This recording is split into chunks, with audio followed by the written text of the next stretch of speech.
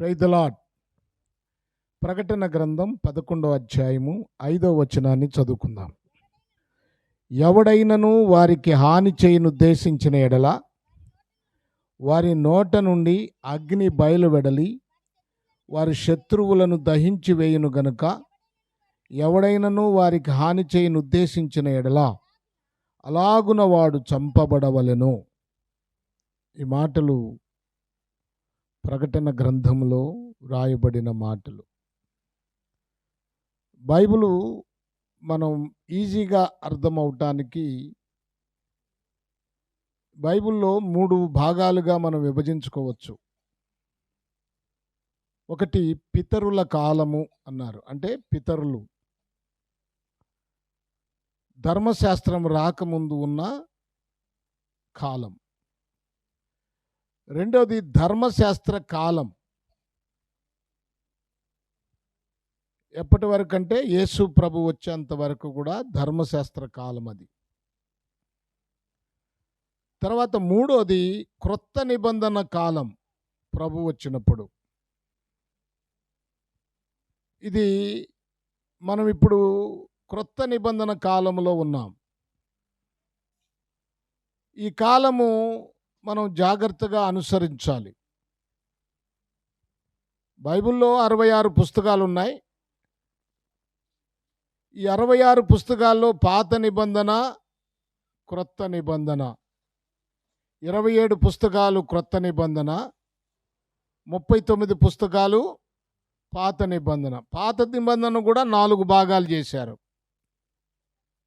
ఒకటి ధర్మశాస్త్రం అన్నారు, రెండవది చరిత్ర గ్రంథాలన్నారు, మూడవది కావ్య గ్రంథాలన్నారు, నాలుగవది ప్రవక్తల గ్రంథాలు అన్నారు. ఆదికాండం నుంచి ద్వితీయోపదేశ కాండము వరకు ధర్మశాస్త్రం, యెహోషువ గ్రంథము నుండి ఎస్తేరు గ్రంథం వరకు చరిత్ర గ్రంథాలు. తర్వాత యోబు, కీర్తనలు, సామెతలు, ప్రసంగి, పరమగీతము, ఇవి కావ్య గ్రంథాలు, పద్య గ్రంథాలని కూడా అంటారు. యెషయా గ్రంథం నుంచి మలాకీ గ్రంథం వరకు ప్రవక్తల గ్రంథాలు. అలాగే ఇంకో మాట కూడా చెప్తారు, క్రొత్త నిబంధన కూడా 4 భాగాలు చేశారు. ఒకటి 4 సువార్తలను సువార్తల భాగము అన్నారు, సువార్త భాగం అన్నారు. అపోస్తుల కార్యాల గ్రంథం అంతా కూడా చరిత్ర, సంఘ చరిత్ర, సంఘము యొక్క చరిత్ర. తర్వాత పత్రికలు, అందరు రాసినవి, పౌలు రాసినవి కానీ, పేతురు రాసినవి కానీ, యోహాన్ రాసినవి కానీ, రోమా పత్రిక నుంచి యోధా పత్రిక వరకు పత్రికల భాగం అన్నారు. ప్రకటన గ్రంథం ఒక ప్రత్యేకమైన గ్రంథం. ఇది జరగబోవు సంగతులను తెలిపే భాగం. మనకి జరిగిపోయిన సంగతులు తెలుసు, జరుగుతున్న సంగతులు తెలుసు, జరగబోయే సంగతులు కూడా మనం అర్థం చేసుకోవాలి. ఈ లోకము గతేమిటి, ఈ లోకానికి ఏం జరగబోతుంది. ఇప్పుడు మనం బాగానే ఉన్నాం, బాగానే వండుకుంటున్నాం, తింటున్నాం, చేస్తున్నాం. కానీ రేపు జరిగే సంగతి ఏమిటో, మరణమైన తర్వాత ఏం జరుగుతుందో. ప్రభు వచ్చాడు మానవుల కోసం, ఆయన శరీరాన్ని సిలువకు అప్పగించి రక్తాన్ని కార్చి, ఆయన ప్రశస్తమైన రక్తముతో మనల్ని రక్షించి, మనల్ని ఒక సంఘముగా కట్టి మనల్ని స్థిరపరిచాడు. మన జీవితము సరైనదిగా దేవునిలో నమ్మకంగా లేకపోతే జరిగేదేంటి, ఏం జరుగుతుంది? నీవు క్రమంగా రక్షణ పొంది రక్షణ అనుభవంలో లేకపోతే చాలా ఘోరమైన విపత్తు జరుగుతుంది. ఈ భూమి మీద భయంకరమైన శ్రమలు కుమ్మరించబడబోతున్నాయి. యేసయ్య మొదటి రాకడలో మనందరినీ రక్షించాడు. ఆయన ప్రాణం పెట్టాడు. ఆయన ప్రేమను చూపాడు. ఆయన సువార్త చెప్పాడు. మనం ఎన్ని తప్పిదాలు చేసినా మనల్ని క్షమించాడు. అయితే ఆయన మరణించి తిరిగి పునరుద్ధానుడయ్యి తిరిగి వెళ్ళాడు. మరలా నేను వస్తానన్నాడు. ఇప్పుడు ఈ కాలము ప్రభువు రాకడ కోసం ఎదురు చూసే కాలము. ఇప్పుడు మనం ఎలాగుండాలంటే ప్రభువు కోసం బ్రతికే వారంగా ఉండాలి. అలా బ్రతకకపోతే, ప్రభువుతో సావాసం చేస్తూ బ్రతకకపోతే, ప్రభువుతో మనం నడవకపోతే జరిగేదేంటో తెలుసా? భూమి మీద ఉగ్రత కుమ్మరించబడినప్పుడు నువ్వు విడిచిపెట్టబడతావు. ప్రభువైన యేసుక్రీస్తు వచ్చి తన వారిని తీసుకొని వెళ్తారు. తన వారంటే ఆయన చెప్పినట్లుగా ఆయన ఉద్దేశాలను నెరవేర్చిన వారు, ఆయన చిత్తాన్ని నెరవేర్చిన వారు, మారు మనసు పొంది బాప్తిసం పొంది పరిశుద్ధాత్మతో నింపబడి ఈ లోకానికి వేరుగా అపోస్తల సావాసమందు, రొట్టె విరుచుట యందు, ఉపవాస ప్రార్థనల యందు కొనసాగుతూ ఉన్నవారు ప్రభుతో కూడా వెళతారు. వీటిని లెక్క చేయనటువంటి వారు విడిచిపెట్టబడతారు. భయంకరమైన శ్రమలు భూమి మీదకు వస్తాయి. వీటి గురించి ఆలోచించట్లేదు ఎవరు. యేసు దగ్గరకు వస్తారు, చాలామంది వస్తారు. వచ్చేం చేస్తారంటే వాళ్ళ అవసరాలే ప్రభు దగ్గర పెడతారు. వాళ్ళ అవసరాల కోసమే అడుగుతూ ఉంటారు. కానీ నీవు ఆలోచించలేవు జరగబోయేదేంటో. ప్రభువా, నా జీవితాన్ని నీకు నేను సమర్పిస్తున్నాను, నాతో నీ ఉండు, నన్ను నడిపించు, యోగ్యమైన జీవితంలో నన్ను ఉంచు అని అడిగేవాళ్ళు చాలా తక్కువగా ఉంటారు. నేను నీ బిడ్డగా బ్రతకాలి, నీ ముద్ర వేయించుకోవాలి, నీతోనే నేను సాగాలి. పాటలు మాత్రం తెగబాడతాం. నిసాగెద యేసునితో నా జీవిత కాలమంతా.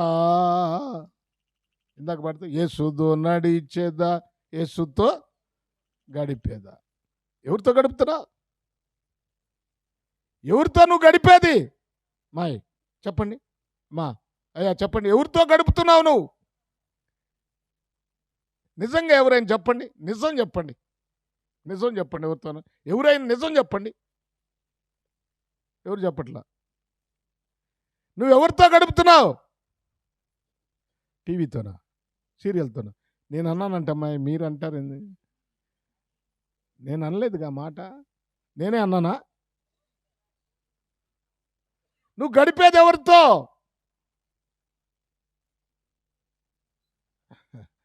దేవునితో గడపాలి, దేవుని సన్నిధితో గడపాలి. ఆదివారం నాడు ప్రార్థన అంటేనే మీకు రావటానికి పొద్దున్నే చలిగా ఉందండి.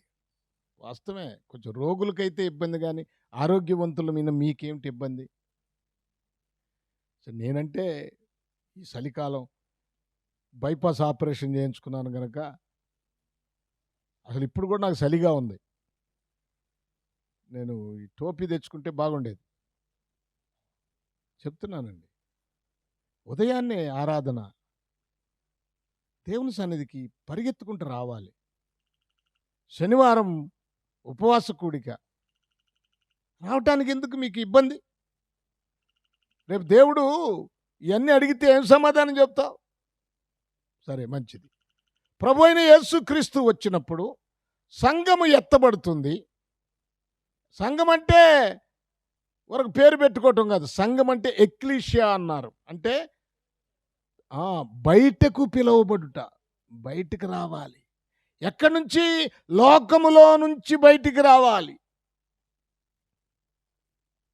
ఆ బయటకు వచ్చిన వారు క్రీస్తుని వెంబడించేటువంటి వారు ఎత్తబడతారు, మిగిలిన వారు విడవబడతారు. ఖచ్చితంగా విడవబడతారు. ఎవడైతే మారు మనసు పొందలేదో, ఎవడైతే బాప్తిసం పొందలేదో, ఎవరైతే దేవునిలో సాగట్లేదో వాళ్ళు ఖచ్చితంగా విడవబడతారు. బాప్తిసం అంటే చాలామందికి అర్థం కాలేదు. బాప్తిసము ఖచ్చితంగా ఉండాలి. నీ పాపాలు కడగబడేది బాప్తిసములోనే. అసలు బాప్తిసము దేవుని యొక్క చట్టం. బాప్తిసం అనేది పరలోకం నుండి వచ్చింది.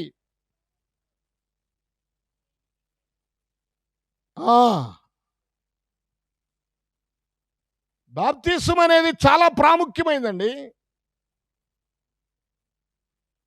ఆయన ఏర్పాటు చేసింది, ఆయన సంకల్పం. ఆయన సంకల్పాన్ని ఎవరు కూడా వ్యతిరేకించకూడదు. ఎన్నాళ్ళు మారు మనసు బాప్తిసం పొందకుండా జీవిస్తాను? బాప్తిసం పొందితేనే నీ పేరు జీవగ్రంథములో రాసేది. నీ పేరు జీవగ్రంథంలో రాయాలంటే నువ్వేం చేయాలా? మారు మనసు పొంది బాప్తిసం పొందాలా. అప్పుడు నీ పేరు జీవగ్రంథములో రాయబడుద్ది. జీవగ్రంథములో నీ పేరు రాయకపోతే, లేకపోతే నువ్వు ఎక్కడికి వెళ్తావు? అగ్నిగుండానికి. రెండవ మరణం అనే అగ్నిగుండానికి వెళతావు. కనుక నువ్వు యుగాయుగములో అగ్నిగుండములో ఉండాలనుకుంటున్నావా? ప్రభుత్వ పరలోక రాజ్యములో ఉండాలనుకుంటున్నావా? ఇదేమిటండి తుచ్చమైనది లోకం. దేవుని కొరకు ఎన్నో కష్టాలు వస్తాయి, శ్రమలు వస్తాయి. ఇప్పుడు యేసు ప్రభువారు తన రెండవ రాకడలో వచ్చినప్పుడు, సంఘం ఎత్తబడినప్పుడు, భూమి మీద భయంకరమైన శ్రమలు వాటిల్లినప్పుడు, దేవుడు మరలా విడవబడిన ప్రజలను ప్రేమించి వారికి 2 సేవకులను పంపిస్తున్నాడు మరలా ఆయన గురించి చెప్పటానికి. ఆ 2 సేవకులు వచ్చారు భూమి మీదకి. భూమి మీద ఉన్నారు వాళ్ళు. ఎక్కడి నుంచి వచ్చారంటే పైనుంచేం ఊడిపడలేదు. ఆ రోజు ఇశ్రాయేలీలలో విడవబడినటువంటి ఆ జనాంగములో నుంచే దేవుడు 2 సాక్షులను, 2 సేవకులను ఎంచుకున్నాడు. వారిద్దరు సేవకులు ఇక దేవుని పని చేస్తున్నారు. చూడండి వారు ఎలా ఉన్నారో ఆ 11వ అధ్యాయము ఆ 3వ వచనములో మనం చూస్తే, నేను నా 2 సాక్షులకు అధికారం ఇచ్చేదను, వారు గోనె పట్ట ధరించుకొని 1260 దినములు ప్రవచించెదరు. అంటే 3 సంవత్సరాల 6 నెలలు. అది వారు ప్రవచిస్తారు. వాళ్ళు దేవుని మాటలు చెప్తారు. ఇప్పుడు మీకు ఎక్కట్లేదు దేవుని మాటలు. ఇప్పుడు ఎంతమంది సేవకులు వచ్చారండి? విస్తారంగా సేవకులు వచ్చి దేవుని సేవ ప్రవచనం చెప్తున్నారు. అంటే ప్రవచనం అంటే దేవుని మాటలు చెప్పటం, దేవుని వాక్యాన్ని బోధించటం. ఇప్పుడు దేవుని సేవకుల మాట ఇష్టం ఉండట్లేదు చాలామందికి. వాస్తవాలు చెప్తే ఇష్టం ఉండదు. కల్పన కథల వైపు క్రైస్తవులందరూ మరలిపోయారు. సత్యాన్ని చెప్తుంటే సత్యాన్ని అవగాహన చేసుకోలేకపోతున్నారు, జీర్ణించుకోలేకపోతున్నారు. ఇప్పుడు వీరు చూడండి, గోనె పట్ట ధరించుకొని 1260 దినములు ప్రవచించెదరు. గోనె పట్ట దేనికి గుర్తుగా ఉందంటే తగ్గింపుగా ఉండాలి, విధేయత, లోబడటం, దేవుని వాక్యాన్ని. సరే, ఇవన్నీ వివరించుకుంటూ పోతే మనకు టైం చాలదు. ఆ తర్వాత వీరు భూలోకమునకు ప్రభు అయిన వాని ఎదుట నిలుచున్న 2 ఒలీవ చెట్లు, అంటే శ్రేష్టమైన వారు అన్నమాట. ఒలీవ చెట్ల గురించి, ఒక్కొక్క చెట్టు గురించి మనం ఒక్కొక్క పాయింట్ తర్వాత చాలా 7 పాయింట్లు ఉన్నాయి. చాలా మధురమైన పాయింట్లు తర్వాత చెప్తాను ఎప్పుడన్నా ఒకసారి. తర్వాత మనం ఆలోచిస్తే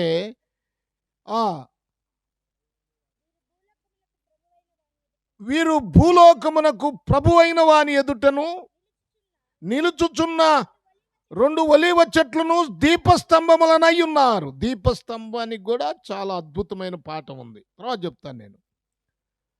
ఎవడైనను వారికి హాని చేయనుద్దేశించిన యెడల వారి నోట నుండి అగ్ని బయలువెడలి. ఈ ఇద్దరి నోట్లో నుంచి ఏమొస్తుందంట? అగ్ని. అగ్ని, వారి నోట నుండి అగ్ని బయలుదేరి, చూడండి, వారి శత్రువులను దహించి వేయును గనుక ఎవడైనను వారికి హాని చేయనుద్దేశించిన యెడల అలాగున వాడు చంపబడవలెను.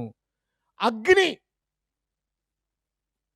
ఇప్పుడు బైబిల్లో మనం చూస్తే మన దేవుడు దహించు అగ్ని. మన దేవుడు ఎవరు? మనకి ద్వితీయోపదేశకాండం 4వ అధ్యాయం 24 వచ్చిన చక్కగా నాకు చదివి సహాయం చేయాలి. ద్వితీయోపదేశకాండము 4వ అధ్యాయము 24వ వచనంలో చూడండి.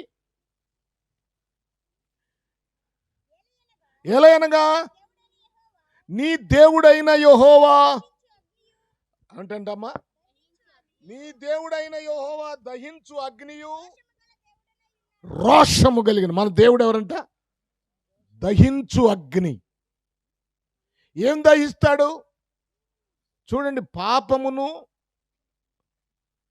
ఆ పాపము యొక్క విధానాన్ని దహించే దేవుడు. సామెతల గ్రంథం 6వ అధ్యాయము 27వ వచనం.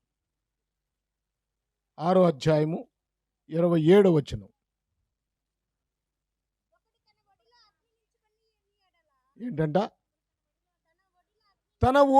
ఒకడు తన ఒడిలో అగ్నిని ఉంచుకొని ఎడల వారి వస్త్రములు కాలకుండునా,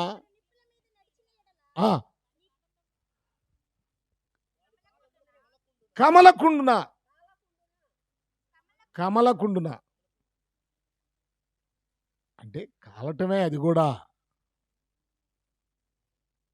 ఒకడు తన ఒడిలో పాపమును నిప్పులను ఉంచుకుంటే ఏమవుద్ది? కాలిపోతుంది. అంటే ఒకటి జీవితంలో పాపం ఉంటే, అమ్మా, మీ జీవితాల్లో పాపం ఉంటే దేవుడు రేపు అగ్నిలో పడవేస్తాడు. దహించబడతావు. హెబ్రీయులకు రాసిన పత్రిక 12వ అధ్యాయము 29వ వచనాన్ని చూడండి.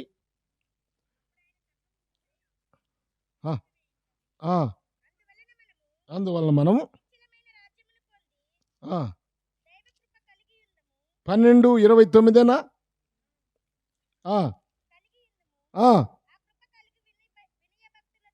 నిదానంగా చదువు.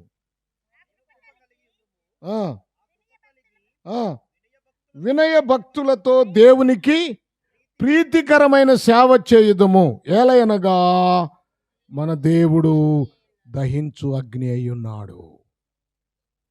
ఎలా ఉండాలంట? ప్రీతికరమైన సేవ చేయుదుము. ప్రీతికరమైన సేవ. సేవ అంటే ఏంటి అసలు? దేవుడు ఏం కోరుకుంటున్నాడు మనలో నుంచి? ఇప్పుడు వాక్యం చెప్పటం సేవే, ప్రార్థన చేయటం సేవే, ఏదైనా పరిచర్య చేయటం సేవే. అసలైన సేవ ఏంటో తెలుసా మీకు? ఎప్పుడైనా ఆలోచించారా? రోమాపత్రికలోకి రండి.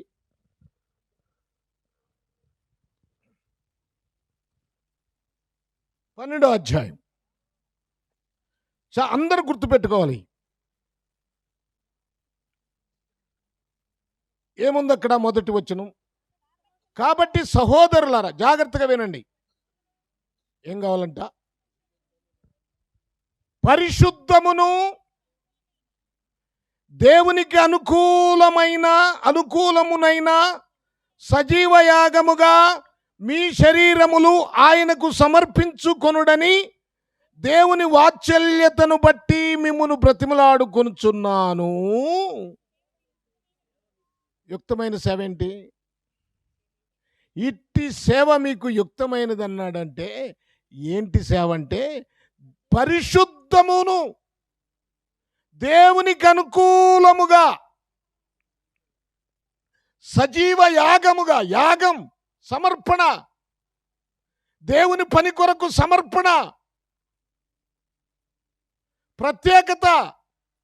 ఇప్పుడు మీకు ఒకసారి గమనించండి, అసలు ఈ కూటం ఇలా ఏర్పాటు చేయటం, ఈ మీటింగ్ ఇలా ఏర్పాటు చేయటం వెనుక మరి పిల్లలు, ఈ యవనస్తుల్లో లేక ఏర్పాటు చేసినటువంటి మన వాళ్ళలో ఉన్నటువంటిది ఏమిటి? సమర్పణ. పని చేయాలి. ఈ కుర్చీలు తీసుకున్నటువంటి, బల్లలు వేయటువంటి, ఈ పట్టా వేయటువంటి, ఈ మైకులు పెట్టడం ఏంటి, ఇవన్నీ సమర్పణ. నాకేమవుతుందా మైక్ మోసుకెళ్తే, బాక్సులు మోసుకెళ్తే నాకేమవుతుందంటే దేవుని సేవ ఇది. దేవుడు మన కోసం మన ప్రభు అయిన యేసుక్రీస్తు లోకంలోనికి వచ్చి ఆయన శరీరాన్నే అప్పగించాడు. ఇది సమర్పణతో కూడింది సేవ అంటే. సజీవ యాగముగా ఇక్కడ మీరు గమనించాల్సిందంటే మీ బ్రతుకులు పరిశుద్ధముగాను దేవునికి అనుకూలంగాను, అంటే దేవుని చిత్తాన్ని నెరవేర్చేది గాను, దేవుని ఉద్దేశాలను నెరవేర్చేవారు గాను, దేవుని కొరకు పనిచేసేవారు గాను మీరు ఉండాలని కోరుకుంటున్నాడు. అదే నిజమైన సేవ. మీ శరీరములను ఆయనకి సజీవ యాగముగా సమర్పించుకోవాలి. ఏ లోపము లేకుండా, ఏ పాపము లేకుండా, అపవిత్రమైన కార్యాలు లేకుండా నీ జీవితాన్ని నువ్వు దేవునికి సమర్పించుకోవటమే అసలైన సేవ. అది నువ్వు మైకులు పట్టుకొని పెద్ద పెద్దగా అరవనవసరం లేదు. నువ్వు ఎప్పుడైతే దేవుని వాక్యానికి లోబడి పరిశుద్ధమైన జీవితాన్ని జీవిస్తూ లోకానికి, మూర్ఖులకు, ఈ తరము వారికి వేరై బ్రతుకుతావో అదే నిజమైన సేవ. ఆ సేవ కావాలనుకుంటున్నాడు దేవుడు. అలాంటి వారి కోసం దేవుడు చూస్తున్నాడు. అది నమ్మకం. దేశంలో నమ్మకస్తులైన వారి కొరకు దేవుడు ఎవరి కోసం కనిపెడుతున్నాడు? పాటలు పాడే వాళ్ళ కోసమా? వాక్యం చెప్పేవాళ్ళ కోసమా? ఎవరి కోసం? నమ్మకం. వాక్యము చెప్పినట్లుగా నమ్మకంగా చేయాలి. ఆయన పని నమ్మకంగా చేసేవాళ్ళ కోసం, నమ్మకమైన వారి కోసం ఆయన కనిపెట్టుచున్నాడు. అది గుర్తుపెట్టుకోండి. మన దేవుడు దహించు అగ్ని. ఎవరంట? దహించు అగ్ని. పాపాన్ని దహించి వేస్తాడు. సజీవయాగముగా మీ శరీరములను ఆయనకు సమర్పించుకోండి. మరొక విషయం ఏమిటంటే మన దేవుని మహిమ మండుచున్న పొదలో ప్రత్యక్షమయ్యను. మోషే పశువులను, గొర్రెలను కాస్తూ ఉండగా ఒక పొద కాలిపోతూ ఉంది. ఆ పొదలో నుంచి మంట వస్తుంది. పొద కాలిపోలేదు, పొదలో నుంచి మంట వస్తుంది. ఎందుకంటే కొన్ని మనం జాగ్రత్తగా గమనించాలి కదా. నేను తొందరగానే ముగిస్తాను. దేవుడు మనం జ్ఞాపకం చేసుకున్నాం. ఎందుకంటే మన విషయాలను అర్థం చేసుకుంటే మనకి ఎన్నో శ్రమలు వస్తాయి, ఎన్నో కష్టాలు వస్తాయి, ఎన్నో ఇబ్బందులు వస్తాయి. అయితే ఆ ఇబ్బందులలో దేవుడు మనల్ని నశింపచేయడు. పొద కాలిపోలేదు, మంట వస్తుంది. కానీ మనము కష్టాలలో, బాధలలో దేవుడు మనకు తోడుగా ఉండి మనము నశించిపోకుండా కాపాడుతూ ఉంటాడు. యేసోబు జీవితాన్ని చూడండి. ఎన్నో కష్టాలు వచ్చాయి ఆయనకి. అన్నలు కొట్టారా, గుంటలో వేశారా, వస్త్రాలు ఉడదీశారా, అమ్ముకున్నారా, బానిసయ్యాడా, అక్కడ శోధించబడ్డాడా, చెరసాల్లో వేయబడ్డాడా. కానీ ఇన్ని కష్టాలు యేసోబుకు వచ్చినా దేవుడు కాపాడుతూ వచ్చాడు. మనం భక్తి జీవితంలో ఉన్నప్పుడు దేవుడు మనల్ని వదిలిపెట్టడో. Praise the lord.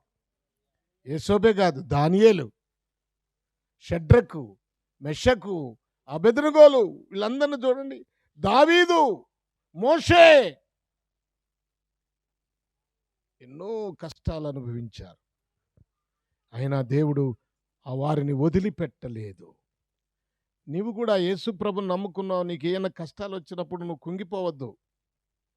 శోధన వచ్చినప్పుడు కుంగిపోవద్దు. ఇదేంట్రా బాబు అనుకోవద్దు. దేవుడు నిన్ను కనికరిస్తాడు. దేవుడు నిన్ను కాపాడుతాడు. మరొక విషయం, అంటే ఊరికి తొందరగా చెప్తాను. మరొక విషయం, అగ్ని స్తంభము. మన దేవుడు రాత్రి అగ్ని స్తంభముగాను, పగలు మేఘస్తంభముగాను ఉన్నాడు. అగ్ని స్తంభము అంటే తన ప్రజలు ఆ వెలుతురులో నడవాలి. దేవుడు తన ప్రజల మేలు కోరి సరైన మార్గాన్ని నడిపించటానికి ఆయన అగ్ని స్తంభాన్ని పంపించాడు. ఆ అగ్ని స్తంభమే మనకు దేవుని వాక్యం. మనం సరైన మార్గంలో ఎలాగూ నడవాలో ఈ దేవుని వాక్యం మనకి నేర్పిస్తుంది. అందుకనే వాక్యము చాలా ప్రాముఖ్యమైంది. ఏదైనా వాక్యానుసారంగానే మనం సాగాలి. మరొక విషయం, అగ్ని తీర్పుకు గుర్తు. అగ్ని తీర్పుకు గుర్తు. ఇదిగో గొడ్డలి చెట్టు వేరున ఉంది. ఏం చేస్తాడు? నరికి అగ్నిలో పడవేస్తాడు. చెట్టు మానవునికి సాదృశ్యం. ఆయన మాట వినకపోతే, ఆయన చిత్తాన్ని నెరవేర్చకపోతే నిన్ను అగ్నిలో పడవేస్తాడు. అగ్నిలో పడవేస్తాడు. సొదొమ గొమొర్రా ఏమైంది? దేవుని మాటకు లోబడినందువలన, దేవుని చిత్తాన్ని అనుసరించకపోవటం వలన అగ్నితో కాల్చివేశాడు. రేపు దేవుడు వచ్చినప్పుడు గట్టి గింజలను కొట్టులోను, పొట్టునేమో ఏం చేస్తాడు? కాల్చివేస్తాడు. పొట్టులాగా మనం బ్రతకూడదు. గట్టి గింజల్లాగా బ్రతకాలి. ఇదిగో పొట్టు గాలికి ఎగిరిపోవునట్లు వెళ్ళిపోతుంది. జాగ్రత్త. పొట్టులాగా బ్రతకొద్దు. గట్టి గింజలాగా బ్రతకండి. భక్తి కలిగిన గింజలాగా బ్రతకండి. ప్రార్థన కలిగిన గింజలాగా బ్రతకండి. విశ్వాసములో నమ్మకస్తులుగా బరువైన గింజల్లాగా బ్రతకండి. ఫలించేవారిలాగా ఉండండి. ఎట్ట పడితే అట్ట బతకొద్దు. ఏ గాలికి పడితే ఆ గాలికి కొట్టుకుపోకూడదు. దేవునిలో స్థిరంగా ఉండండి. మరొక విషయం ఏమిటంటే, అగ్ని పవిత్రతకు గుర్తు, అంటే పరిశుద్ధాత్మకు గుర్తు. పెంతెకోస్తు పండుగ దినమున మేడగదిలో వారందరూ కూడా ప్రార్థన చేస్తున్నప్పుడు ఆ అగ్ని నాలుకలుగా విభాగింపబడి ఒక్కొక్కరి మీద వ్రాలగా వారు ఏం చేస్తున్నారు? పరిశుద్ధాత్మతో నింపబడి వారు భాషలు మాట్లాడినట్లుగా మనకు కనపడుతుంది. అన్య భాషలు. Praise the lord. పవిత్రత. ఎందుకంటే పుట్టము అంటే ఆ మస్టంతా పోద్దనమాట. అంటే మరొకటి, అగ్ని మహాశ్రమలకు గుర్తు. అగ్ని వంటి మహాశ్రమలు అన్నాడు. అయితే మరొకటి లాస్ట్గా ఏడోది. ఒకటేమో మన దేవుడు దహించు అగ్ని, రెండోదేమో మన దేవుని మహిమ అగ్నిలో కనిపించింది మండుచున్న పొదలో, మూడోదేమో అగ్ని స్తంభము క్రింద నడిపించబడ్డారు, నాలుగోది అగ్ని తీర్పుకు గుర్తు, ఐదోది అగ్ని పవిత్రతకు గుర్తు, ఆరోది అగ్ని మహాశ్రమలకు గుర్తు. వీటన్నిటిని వివరించలేదు నేను. ఏడోది ఇందాక చెప్పాం కదా, పవిత్రత అంటే పరిశుద్ధాత్మ, రెండు కలిపే. పరిశుద్ధాత్మ పవిత్రతను కలుగజేస్తుంది. ఇప్పుడు ఏడో విషయం వచ్చేటప్పటికి అగ్ని దేవుని మాటకు గుర్తు. ఏంటంట ఇర్మియా గ్రంథము 23 అధ్యాయము 29 వచనం. నా మాట అగ్ని వంటిది కాదా, బండను పగలగొట్టు సుత్తి వంటిది కాదా అన్నాడు. వీరి నోట దేవుని మాటలు వచ్చుచున్నాయి, సత్యము, పాపమును ఖండించే మాటలు. భయపడట్లేదు వీళ్ళు. ఎందుకంటే ఒక బోధకుడు బోధ చేస్తే పాపాన్ని ఖండించాలి, పోత పుయ్యకూడదు. మట్టి గోడకు గచ్చు పోత పుయ్యకూడదు. మనం ఏం చేయాలంటే తెలుసా, పాపమును ఖండించే మాటలే చెప్పాలి. ఎంతమంది చెప్పారో పాపాన్ని ఖండించే మాటలు. ఇలా చెప్పుకుంటూ పోతే చాలామంది ఉన్నారు. మరొకసారి సమయం ఇచ్చినప్పుడు నేను చెప్తాను, కానీ ఇప్పుడు అంత మనకు టైం లేదు కనుక నేను మాటలు ముగిస్తున్నాను. చలిగా ఉంది. మీరు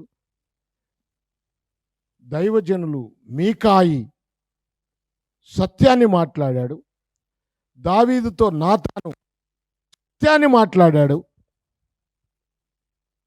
ఇలా చూస్తే బాప్తిసం ఇచ్చి యోహాను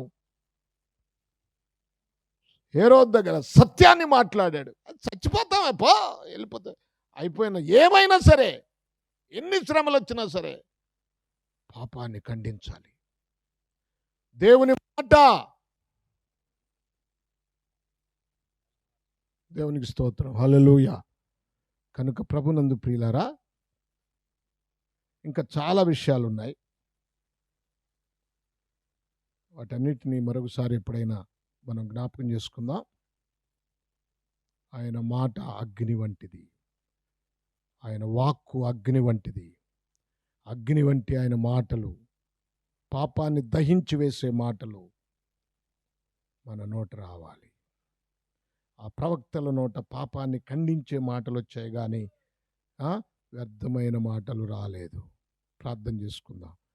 మనం కూడా అలాగే ఆ ఇద్దరు దైవజనుల్లాగా మన బ్రతుకులను మార్చుకుందాం, అలాగూ సాగుదాం. దేవుడి మాటలు మనందరి కొరకు ఆశీర్వదించునుగాక. ఆమేన్.